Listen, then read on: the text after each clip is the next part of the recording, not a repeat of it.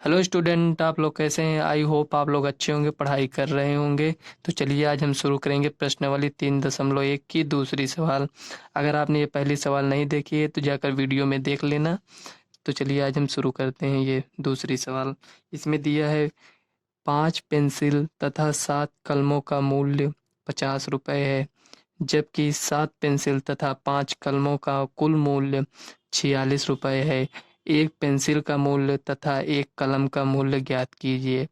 तो देखो, हमें पेंसिल का मूल्य नहीं पता है और ना ही कलम का मूल्य पता है, तो हम दोनों को मान लेंगे। उसके बाद हम इसका दो समीकरण बनेगा, एक 5 पेंसिल 7 कलम का, और ये जो 7 पेंसिल और 5 कलम दिया है, तो दो समीकरण इसके बनेंगे। तो इसे हम ग्राफी विधि से यक्स और वाई का मान ज्ञात कर लेंगे। तो चलिए इसको सॉल्व करते हैं। तो हम यहाँ मान लेंगे एक पेंसिल का मूल्य और एक कलम का मूल्य माना माना एक पेंसिल का मूल्य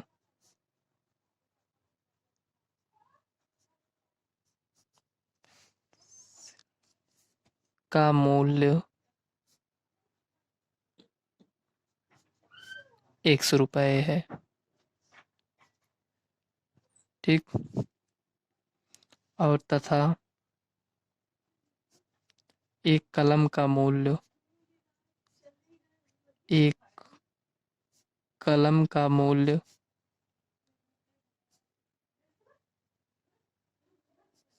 y रुपये है। हमने मान लिया है एक का मूल्य ये है। जैसे मान लो हम पेन खरीदने गए और एक कलम का मूल्य मान लो 5 रुपये है, एक का 5 रुपये है। और अगर हमने 10 पेन लिया तो क्या करेंगे, 5 × 10 करेंगे तो 50 रुपये हुआ ना। उसी तरह इसमें भी करेंगे। इसमें लिखा है 5 पेंसिल और 7 कलमों का कुल मूल्य 50 रुपये है, यानी 5 पेंसिल, तो एक पेंसिल का मूल्य x रुपये है, तो 5 पेंसिल का मूल्य 5x हो जाएगा। प्लस इसमें कुल मूल्य दिया है 50 रुपये ना, तो इसीलिए प्लस करेंगे, प्लस। और 7 कलमों का मूल्य यानी 7y, कुल मूल्य कितना है 50 रुपये। देखो समीकरण 1 बन गया। इसी प्रकार समीकरण 2 बनाएंगे। उसमें दिया है जबकि 7 पेंसिल तथा 5 कलमों का मूल्य 46 रुपये। 7 पेंसिल, तो एक पेंसिल का मूल्य ये है, तो 7 पेंसिल का मूल्य 7x, प्लस और 5 कलमों का यानी 5y बराबर कितना है 46 रुपये। तो ये समीकरण 2 बन गया। अब इसको हम सॉल्व कर लेंगे, लेकिन हमको सॉल्व करना है ग्राफी विधि से। तो हम यक्स और वाई का मान रख कर हमें वो एक तरफ हम समीकरण 1 ले लेते हैं, एक तरफ समीकरण 2। तो यहाँ लिखेंगे समीकरण 1 से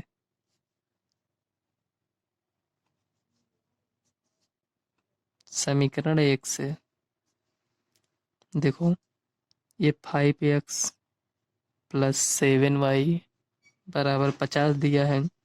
हम इसको उधर ले जाएंगे तो 5x बराबर 50 माइनस 7y, ये हो गया। और यक्स का मान निकाल लेंगे तो यक्स बराबर 50 माइनस 7y बट्टे 5, ये हो जाएगा। ठीक। उसी तरह इसको भी यहाँ लिख लेंगे समीकरण 2 से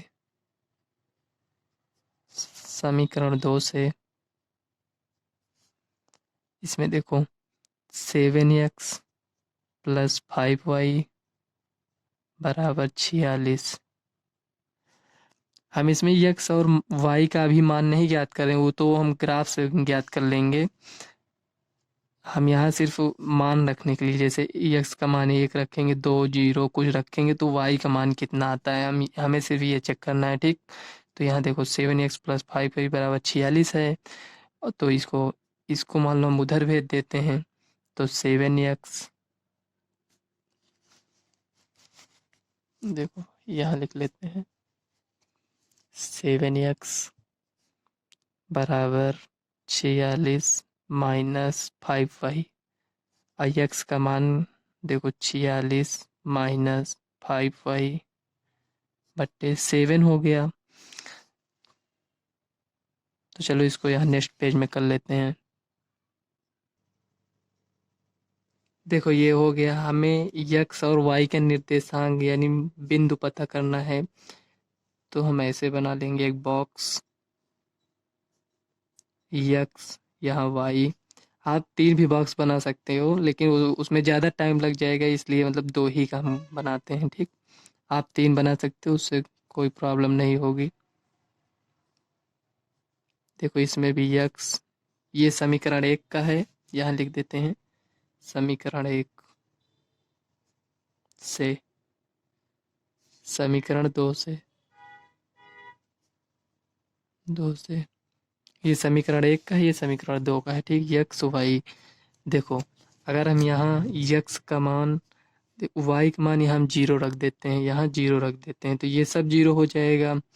तो 50 है, ये बट्टे 5 है, जब इससे इसमें भाग देंगे तो 5 धाम 50, यानी वाई का मान जब 0 रखेंगे तो यक्स का मान कितना आएगा, 5 10 आएगा। हो गया ना। अब देखो यहाँ 7 है, यहाँ 7 है, अगर हम y का मान 5 रख देते हैं, y का मान 5, तो देखो 7 पचे 35, y का मान 5 है ना, तो 7 पचे 35, तो 50 में से 35 गया 15।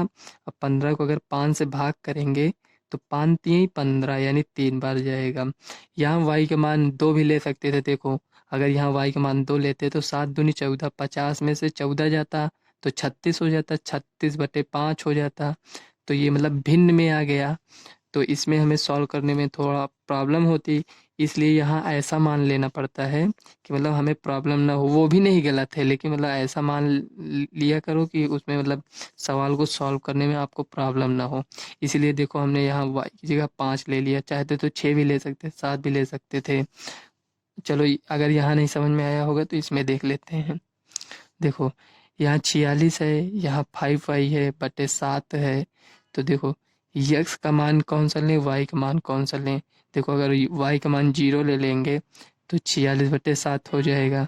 तो चलिए देखते हैं कि वाई का मान क्या ले सकते हैं कि मतलब ये भिन्न में ना आए। जहाँ तक सोचा करो भिन्न में ना आए, अगर भिन्न में भी आ रहा है तो कोई प्रॉब्लम नहीं है, सॉल्व हो जाएगा। देखो यहाँ 5 दूनी 10, अगर 46 में से 10 जाएगा कितना बचेगा, 36। लेकिन अगर यही प्लस में होता, 5 दूनी 10 प्लस में होता तो 46 10 56, 56 7 अठे 56, देखो माइनस, अगर ये y का मान -2 ले लेंगे तो 5 दूनी 10 ये प्लस में हो जाएगा, तो 46 10 56, 56 को अगर 7 से काटेंगे तो यक्स का मान जो आएगा वो 8 आ जाएगा। तो y का मान -2 ले लेते हैं और यक्स का मान कितना आएगा, 7 8 56, यानी 8 आएगा, ठीक। और उसी तरह इसमें भी कर लेते हैं, वाई का मान क्या लें कि यक्स का मान भिन्न में ना आए। तो देखो यहाँ वाई का मान मान लो हम 10 ले लेते हैं, तो 5 दाम 50, 50 हो गया ये। अगर 46 में से 50 जाएगा तो -4 हो जाएगा। तो चलो इसको थोड़ा और बढ़ा लेते हैं, मान लो 12 इसको कर लिए, तो 12 पंचे 60 माइनस, तो ये 60 में से अगर 46 चला जाएगा तो 14 हो जाएगा, तो चलो 12 ले लेते हैं। y बराबर 12, 12 पंचे 60, ये -60 हो गया, ये प्लस में है 46, तो 60 में से 46 गया 14, 14 हो जाएगा, और 14 को अगर 7 से भाग करेंगे तो 2 हो जाएगा, ठीक।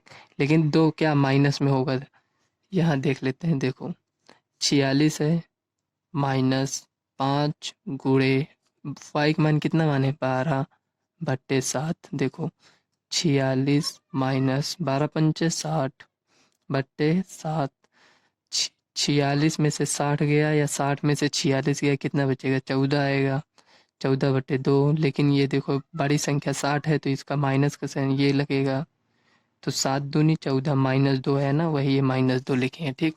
अब इसका मान आ गया, इसे हमें ग्राफ के रूप में दिखाना है, तो चलिए ग्राफ में दिखा देते हैं। देखो ये ग्राफ है, ग्राफ हमने बना लिया है। अब इसमें लिखेंगे, देखो यहाँ ये मूल बिंदु होता है, ये जो बॉक्स है इसमें 10, ये जो बॉक्स दिख रहा है ये 10 बॉक्स होते हैं, ठीक। ये 1 2 3 4 5, यहाँ भी देखो 1 2 3, चलो 3 ही तक रख लेते हैं, 1 2 3 4, 1 2 3 4 5 ठीक, यहाँ तक हो गया। तो हमें यहाँ संख्या इस हिसाब से लिखनी पड़ती है, जो हमारे पास जिस हिसाब से संख्या होती है। जैसे ज़्यादा बड़ी संख्या है तो मान लो 50 है, मान लीजिए 50 है, तो हमें इसको 10 20 ऐसे लिखना पड़ेगा। मान लो 6 8 10 है, तो इसको हम 2 4 6 8 10 तक हमें ले जाना है। और इसी को अगर 100 तक ले जाना है तो इसको हम लिखेंगे 20 40 60, मतलब उतनी बड़ी संख्या लेंगे, फिर इसको उतनी बड़ी संख्या मानते हैं। ठीक, तो हमारे पास कौन कौन सी संख्या है देख ले। देखो ये समीकरण 1 है, समीकरण ये 2 है। ठीक, इसमें देखो सबसे बड़ी संख्या ये 10 है, इसमें 12 है, तो हमें 12 तक लिखना होगा।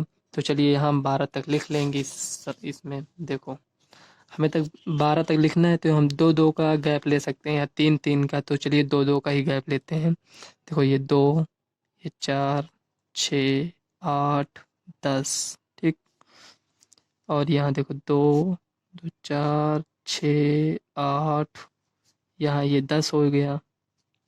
इसमें भी उसी तरह 2 4 6, ये इधर देखो ये माइनस में होता है, ये भी माइनस में होता है, तो यहाँ माइनस लगा देंगे।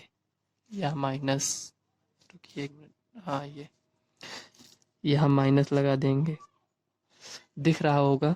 देखो माइनस माइनस माइनस ये हो गया। अब इसमें देखो 2 4 6 8 10, देखो एक 12 है ना y का मान, ये y का मान 12 है, तो इसको 12 तक ले जाएंगे, यहाँ 12 ठीक। x का मान 10 हो गया ना यहाँ तक। अब इसको ड्रा कर लेंगे ग्राफ में, समीकरण 1 को। देखो x का मान 10 है तो y का मान 0 है, यानी एक बिंदु ये हो जाएगा, एक निर्देशांक ये हो गया। ठीक, तो ये देखो x का मान 10 है तो y का मान 0, तो यही हो जाएगा निर्देशांक। और x का मान 3 है, देखो ये 2 है ये 4 है, तो इसी के बीच में आएगा ना 3, 2 3 फिर 4 ना। तो देखो यहाँ ये 3 आ गया। ठीक, ये 3 है, और जब ये x का मान 3 है तो y का मान 5 है, तो देखो ये 4 है, तो इसी के बीच में आएगा 5, 5 ये है, तो दोनों को मिला देंगे। देखो ये यहाँ से इसको मिलाएंगे तो यहाँ आएगा, ये यहाँ पर, ये दोनों हो गया। इसको स्केल से मिला देंगे, हमने इसको स्केल से मिला दिया। देखो एक निर्देशांक ये था, और इसका जो निर्देशांक था यहाँ था, तो एक ये मिल गया, एक ये, तो उसी को स्केल से मिला दिए। ये कितना लिखा है, ये आपका था 3, 5 था। ठीक, और ये यहाँ था, यहाँ ये जो था ये 10, 0 था, 10, 0 ठीक, ये हो गया। अब इसी तरह दूसरे समीकरण का बना लेंगे। तो देखो दूसरे समीकरण का ये दिया है, यक्स का मान 8 है, ये यक्स का मान 8 है, तो वाई का मान कितना है -2, यानी इसका ये यहाँ पर आकर मिल जाएगा, ये यहाँ इस रेखा पर, ये या यहाँ पर देखो ये दिखाई दे रहा होगा ये। ठीक, और जब y का मान -2, x का मान -2 है, ये है x का मान -2 है, तो y का मान कितना है 12 है, तो यानी ये यहाँ हो जाएगा यहाँ। ठीक, अब ये जो निर्देशांक है ये जो है इसको हम स्केल से मिला देंगे। ये देखो हमने दूसरी लाइन को मिला दिया, तो देखो ये जो क्रॉस कर रहा है, ये जो ये बिंदु था इसी पर ये क्रॉस कर रहा है, ये थोड़ा आगे पीछे क्रॉस कर रहा है, वो थोड़ा पटरी से थोड़ा मिसफाल्ट हो गया, यहीं पर ये क्रॉस करेगा। तो देखो ये यक्स का मान है, ये वाई का मान है, तो यही जो मान है यही ये किसका मान था, यक्स माने थे ना, तो ये उसी का मान है यक्स, और ये 5 जो आया है ये वाई का मान है।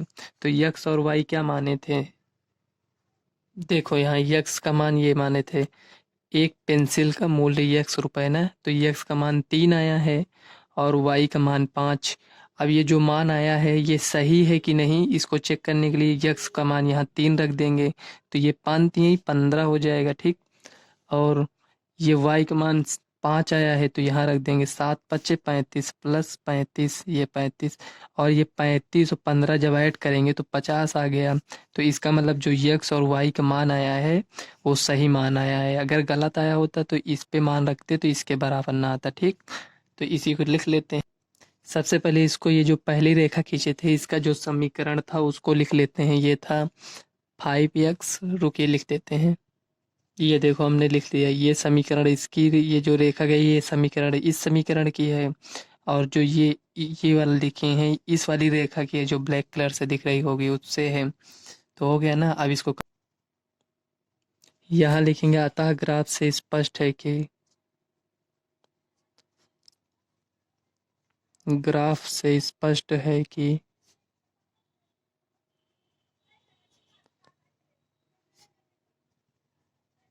x बराबर 3, y बराबर 5। अतः, इसलिए लिख देंगे, इसलिए एक पेंसिल का मूल्य,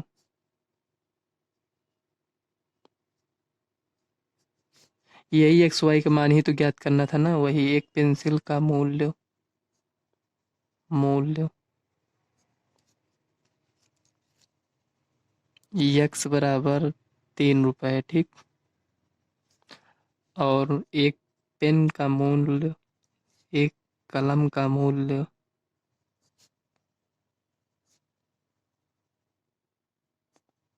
y बराबर 5 रुपए, ठीक। ये ठीक है, यही आपका फाइनली आंसर हो जाएगा, ठीक। आशा करते हैं ये वीडियो आपको अच्छी लगी होगी। तो चलिए, तो अगली सवाल हम नेक्स्ट वीडियो में करेंगे, नई वीडियो बहुत लंबी हो जाएगी।